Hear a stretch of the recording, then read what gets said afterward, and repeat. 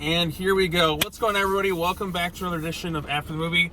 I'm here with my friend Cody, who hasn't been in a video since the last My Hero Academia movie. Isn't it funny how the last movie we saw pre-pandemic was a My Hero Academia movie?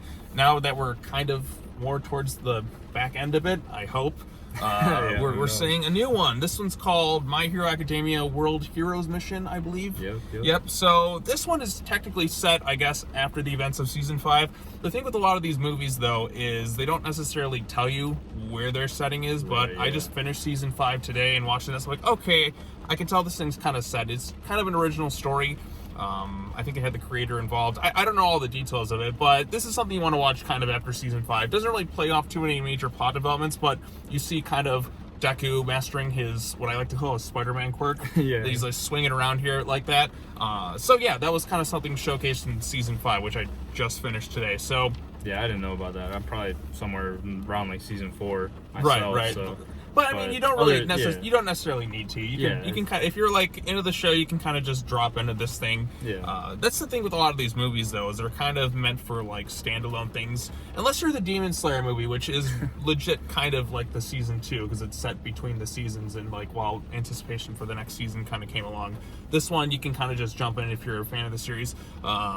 So we saw what was it, like 2 heroes or Heroes Rising. I can't remember. Yeah, I think it was. Like I think it was Heroes Rising or something like that. I can't always remember the names. I always get those two confused. But we saw the second one in theaters last year. What did you think of this one compared to that one? Did you like that one more?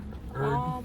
Me personally, I feel like I like that one a little bit more, just like for some parts. But this one was still a really good, really solid movie. Right, there's a lot of really good creative action too, because with the show they're kind of limited what they can do, but with the movie they can really kind of up the action, because like there's so many sequences where the action gets really creative, where it's like you're just kind of, I feel like I'm flying with the characters, and that's something I really love about Japanese animation.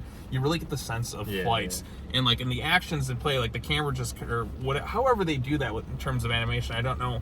But they're kind of just moving around, like you feel like you're really kind of flowing through the entire environment. All sorts of crazy action bits are coming around. This is a very bloody movie, by the way.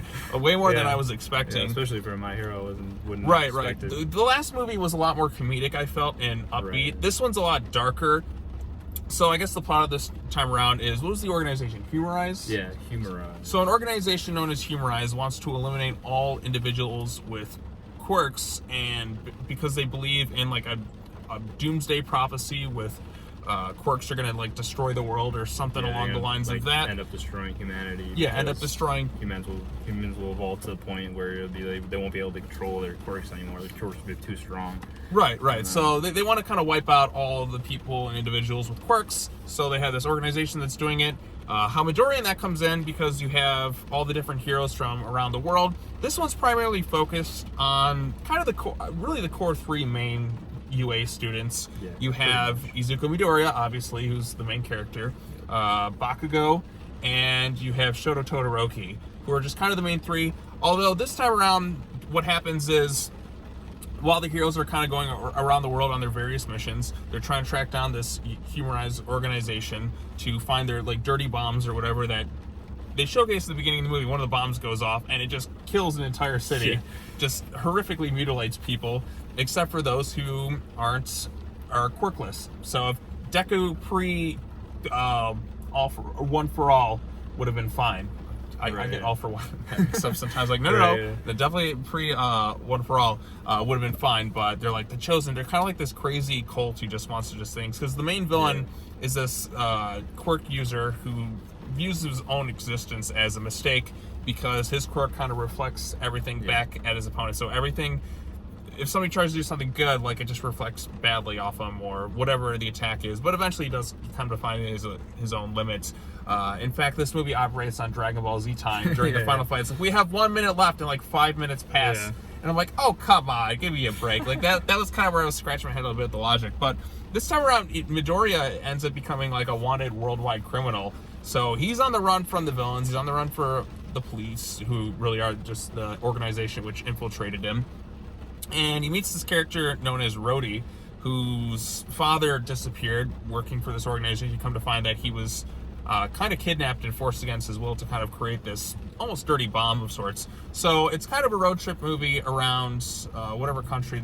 They kind of go through a couple different countries with Midoriya and this guy named Rhodey, who's kind of a bit of a criminal, and Midoriya's obviously not. He's Midoriya, like, even the simple thing is just trying to hop on and sneak onto a bus. Midoriya will throw 2 coins in there, be like, haha, I told you I paid for our tickets. But it's like, oh, we're still stuck on the roof. Oh, yeah. So you got one who's like Midoriya, who's just a goody-good, and then the other guy is kind of like seen a rougher side of life, but still has a softer side for his family. So you got that going on here, and then you have Bakugo and Todoroki are just trying to on Midoriya's tail. You have Endeavor and everyone else, because in season 5, if you've seen it, Endeavor takes Todoroki, Bakugo, and Midoriya kind of under his wing to kind of train, since he's the new #1 hero after what happened with All Might. If you're expecting a lot of the other characters to have a bigger showcase, then you're kind of going to be left a little bit disappointed. There's not much for, I don't think Ida was really in it much. Uraraka's in there too. I can't remember every character's name, but pretty much most of the class of UA is not really given much to do. They still do their kind of part. You see him here and there. But... You see him here and there, but one thing I do like is it's about this one. It's a much more focused story, and it does something a little bit different. Midoriya on the run, wanted criminal, just kind of in the wrong place at the wrong time is basically the way the story kind of unfolds. But there's some humor involved. There's some exciting action sequences for sure. There's definitely Dragon Ball Z time logic towards the end of this thing, and it gets kind of a little bit ridiculous. And I'm not sure if some of the characters in this will show up in the TV show. I kind of hope so, because I feel like with a lot of these movies, it's like, oh man, we're good friends for now, but only for the movies, and we won't see you again for the next stuff with the TV shows. But this movie did kind of make references to some of the previous films, although they seem to seemingly have forgotten when. What was it? The last one, where it was that cool moment where it was Bakugo and Midoriya combined for All For One. I think they. But I think that there's forgot something he forgot his memories at the end of the movie. Like, but I think something like that would have been cool. There's no real epic moment like that in this thing, but there is some exciting, really violent sequences for sure. There's like this crazed blade things that Bakugo was fighting, and he's just that was nuts. I'm like, how many times is this guy gonna get sliced, and how is he going to die? Because people get stabbed so many times. Midoriya gets shot however ridiculous amount of times. It's crazy how much blood these guys can lose. Yeah, like there's just so much blood all over the screen. I'm just sitting there like, this is definitely not a kid's movie. Which last time we went to see this thing, you sat next to some screaming fangirls, and we're like, okay, let's see what's gonna happen this time. It was not screaming fangirls. It was one parent with their kid who really shouldn't have brought their kid to this movie, because their kid was like, ow, and just like yelling different things in the movie. They didn't care at all about the movie. Right. I'm like, look, if your kid can behave, take them to the movies, but if they're not ready, then just kind of watch something at home. Get a babysitter, because you don't want a kid running around or screaming and yelling, ow!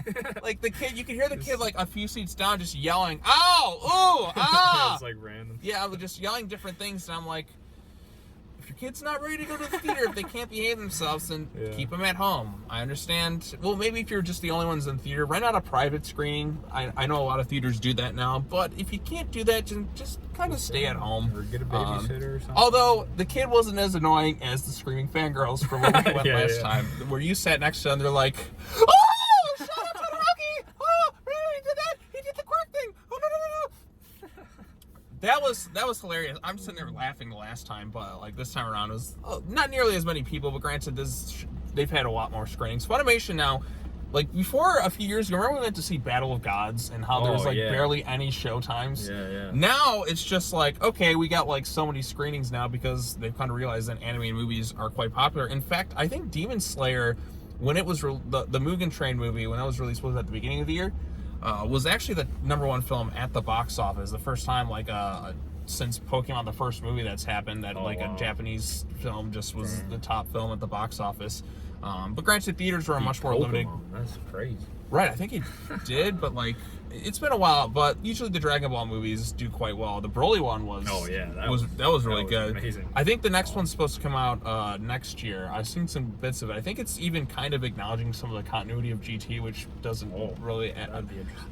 I don't know, but like they taken a different animation style with that one. It's more CG kind of animation, like that CG like anime style, which I'm not really like kind of mimicking the video games, and I'm like, I don't know. I like the traditional 2D animation. That's one of the things I love about Dragon Ball is just like when we saw Broly, like the crazy action sequences and like the crazy music and just some of the jokes thrown in there. Have fun, Frieza. Yeah. That was a good time. But I think if you're a fan of My Hero Academia, which the two of us are, I think there's a lot here to like. There's some hokey maybe if you're expecting more of some of the other characters to do some more stuff, then you're going to kind of come away maybe a bit disappointed that not everyone's given everything to do. But My Hero Academia, to be fair, that show has so many characters. You don't have enough time in a movie to really give everyone like their moments. And they do find a way to give some moments for the characters. I'm actually really amazed at how they can come up with so many creative ideas to showcase every little quirk. Like there's so many bizarre quirks. Awesome quirks. Like that's one of the coolest things to see about My Hero is just all the cool quirks they have, some of the characters. Right, and the way they're kind of able to organically, I feel, integrate them into the story, just a little bits here and there. It is impressive. It's not an easy thing to do, and I'm trying to, like, as I'm watching, like, how do you even, like, craft a plot like this with all this crazy stuff?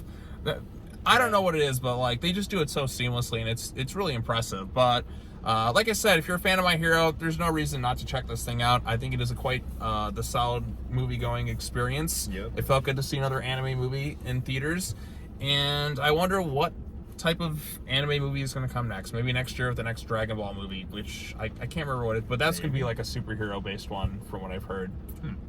So I don't know much about it. But I think like I saw like some designs, like Pan's a lot older now than she was at the end of Super. I don't know if they're going to do a new season of Super because I know the manga still is ongoing, but and the way Dragon Ball Super Broly ended, it left you wanting more to see where it was going to go from there now that they integrated Broly into the continuity.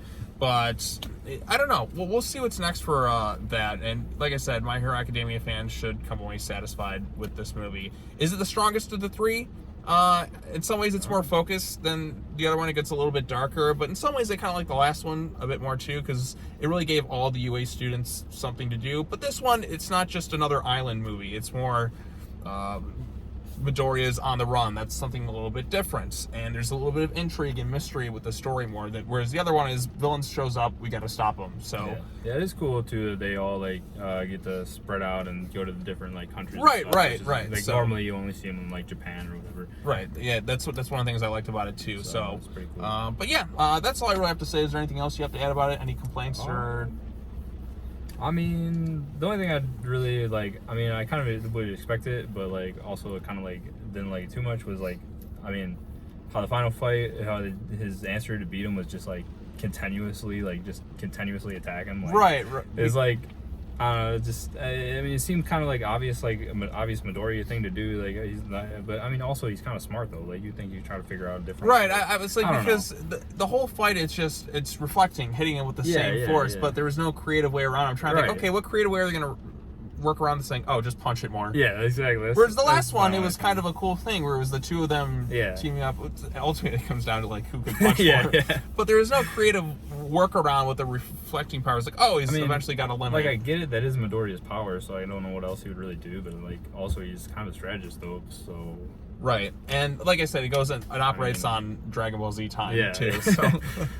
But yeah, like I said, it's a pretty good time. But yeah, it was a cool fight though. So I mean, a really cool action sequences too. Yeah. So I mean, that's My Hero Academia. It's got some really good action, really likable characters. I've grown to like a bit more even like as the time's gone. Like initially, like when Bakugo first showed up in the series, like he was just kind of annoying, but now it's kind of his shtick where he's just an asshole through, just always angry.